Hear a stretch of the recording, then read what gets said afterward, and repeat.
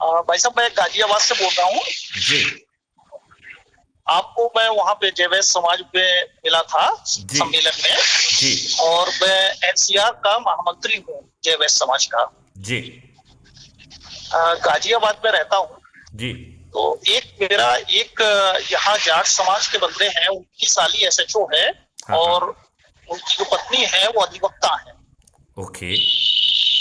उनके साथ एनआईए में मेरा एक केस चल रहा है। हम्म। उन्होंने मुझे 1 लाख रुपया देना है सर, है ना? आपको देना है? हाँ, मुझे देना है उनको। हाँ हाँ। तो मैंने वो कोर्ट में केस डाल दिया था। ओके। तो कोर्ट ने सम्मति की, 2 बार वो नहीं पहुंचे हैं, हम्म। तो उनके खिलाफ वारंट डाल दिया। ओके। इस प्रक्रिया के दौरान उन्होंने 3 बार मुझे झूठे मामलों में फंसाने की कोशिश की। वो ये चाहते हैं कि मैं यहाँ थाने से या चौकी से सेटलमेंट कर लूं, ओके। 1 लाख की जगह 50,000 रुपए देके। हम्म। तो पहले जो चौकी नहीं, इंचार्ज थे वो जब आप रोहित एक सिंह जी लाख थे। देने के लिए तैयार हैं तो 50,000 में संतुष्ट क्यों होना चाहते हैं? सर, वो 1 लाख देना नहीं चाहते हैं, वो पुलिस की मार्फत मेरे ऊपर दबाव बनाना नहीं चाहते नहीं, हैं मतलब एक कि लाख आपको लेना है या उनको लेना है? मुझे लेना है सर, मुझे लेना आपको है। लेना है, ओके ओके। जी। नहीं तो फिर तो 1 लाख वो, के ऊपर तो फिर ब्याज भी मिलेगा ना आपको? जी सर, लेकिन सर लोकल की पुलिस परेशान कर रही है मुझे। देखो अमित, मैंने यही बात कही थी कि जो ये व्यवस्था है ये अंग्रेजों के द्वारा बनाई गई व्यवस्था है, और जी नियमों सर। में जो प्रावधान है उनका पुलिस सही ढंग से पालन नहीं करती है। जी और इसमें आपको आपके राजनेता ये बदलाव नहीं करने देंगे। आपकी पुलिस जो है पैसे के या किसी राजनीतिक दबाव में उल्टे आपके विरुद्ध केस कायम करेंगे, और आप जो है बरसों बरस उत्पीड़ित बने रहेंगे। कोर्ट कचहरी में ये प्रकरण बरसों बरस चलेगा और आप जी झूठे नाहक परेशान होंगे। ये बात आप मानते जी हैं कि नहीं? जी सर, मेरे ऊपर केस कर दिया है पुलिस ने। हम्म। मुझे भी पार्टी बनाया है और उसको भी पार्टी बनाया है, और मुचालका दाखिल कर दिया है। अब वो तो एक सौ 107 16 छब्बीस वगैरह कुछ किया होगा शांति बनाए रखने का। हाँ जी, हाँ जी वो सर। केस नहीं कहलाता है। वो तो ये है कि दो लड़ने वाली पार्टियां हैं, वो आपस में झगड़ा ना करें, शांति बना कर जी रखें, तो ये केस नहीं कहते हैं।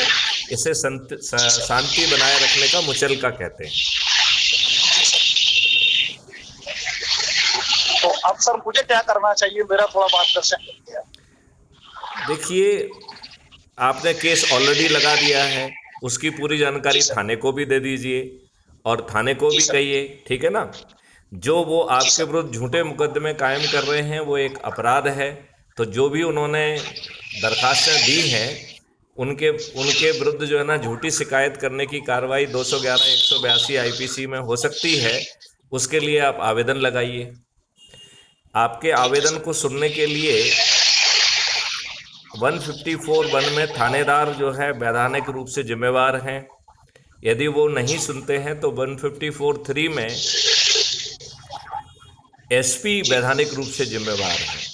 यदि वो भी जी नहीं सुनते हैं तो 156(3) सीआरपीसी में आप कोर्ट में भी आवेदन लगा दीजिए, ठीक है ना? ठीक है सर। और यदि वो भी नहीं सुनते हैं तो 482 सीआरपीसी में आप हाई कोर्ट में लगा सकते हैं। तो जी सर। आपको ये लड़ाई तो लड़ना पड़ेगी। यदि नहीं आप नहीं, मैं लड़ने के लिए यदि तैयार हूँ आप सर। राजनीतिक प्रभाव रखते हैं तो इसका जी प्रश्न सर। बनाकर आप पार्लियामेंट जो है लेजिस्लेटिव असेंबली में और पार्लियामेंट में भी क्वेश्चन उठवा सकते हैं। और इसके आगे जो है प्रशासनिक जिम्मेवारी के तहत DIG, IG, additional DG, DG और होम मिनिस्टर को भी लूप में लीजिए। और इसके आगे की जो जिम्मेवारी है वो थोड़ी सी बड़ी है, वो आपके स्तर पे संभव नहीं है। अदरवाइज ढेर सारे केसेस में यही हो रहा है। तो it reflect the failure of constitutional machinery, और राज्य जी सरकारें अपनी संवैधानिक जिम्मेवारी का निर्वहन नहीं कर पा रही हैं। इसके लिए उन्हें जी सर। 356 में डिसमिस किया जा सकता है। जी सर। जो आपका आर्टिकल 356 है, जिसमें राज्य सरकारों को भंग किया जाता है, तो उसमें इवन राज्य सरकारें भंग हो सकती हैं। लेकिन हम सब लोग राजनीतिक उसमें बंधे हुए हैं, और हमारे ऊपर आज़ादी के 77 साल बाद भी गुलामों के नियम कानून थोपे हुए हैं। और अभी जो 3 नए एक्ट बने हैं वो भी जो है ओल्ड वाइन इन न्यू बोतल है, कानून की आत्मा नहीं बदली गई है। तो इसके लिए मैंने आपको एक बड़ा सरल उपाय बताया था, वो बहुत सरल उपाय था।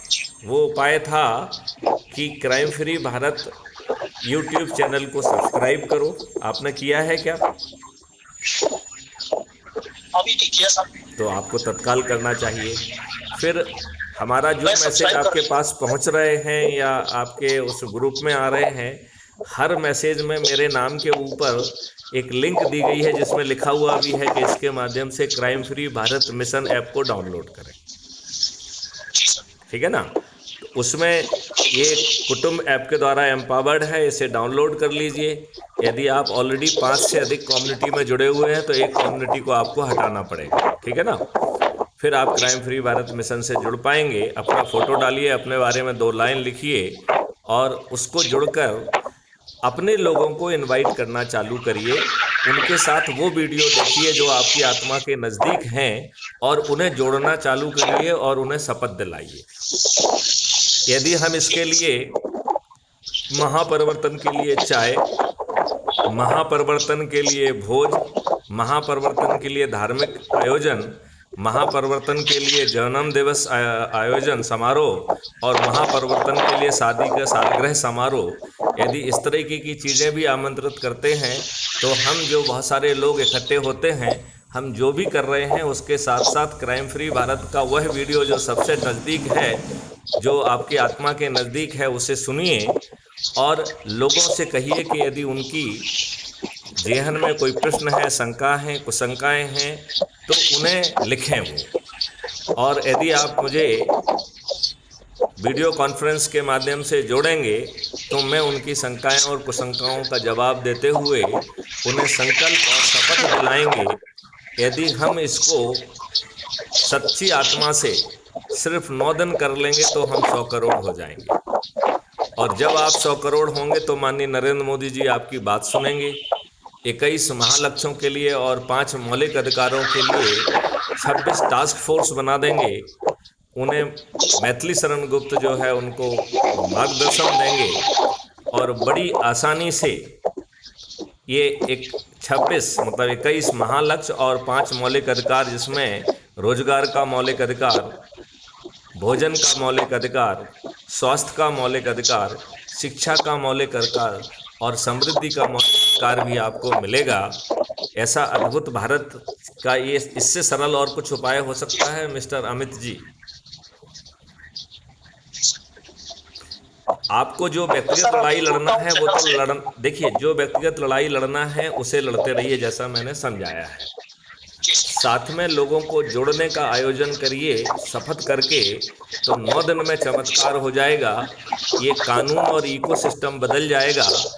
आपको बिना थाने जाए आपकी सुनवाई होगी। 15 दिन में वो अकाट साक्ष्य इकट्ठे हो पाएंगे जो आज की पुलिस सोच भी नहीं सकती है।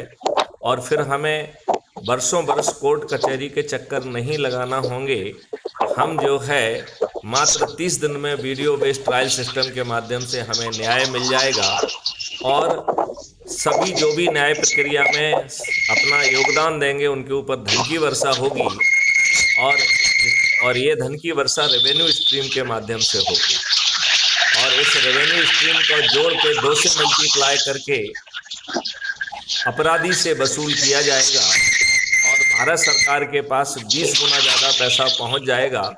इस प्रकार हमें टैक्स मुक्त भारत भी मिलेगा और कर्ज मुक्त भारत भी मिलेगा। तो अमित शाह जी, आपकी जो छोटी सी व्यक्तिगत लड़ाई है उसके साथ साथ क्या आप अपने आप को और अपने बच्चों को अच्छा भारत देना चाहते हैं?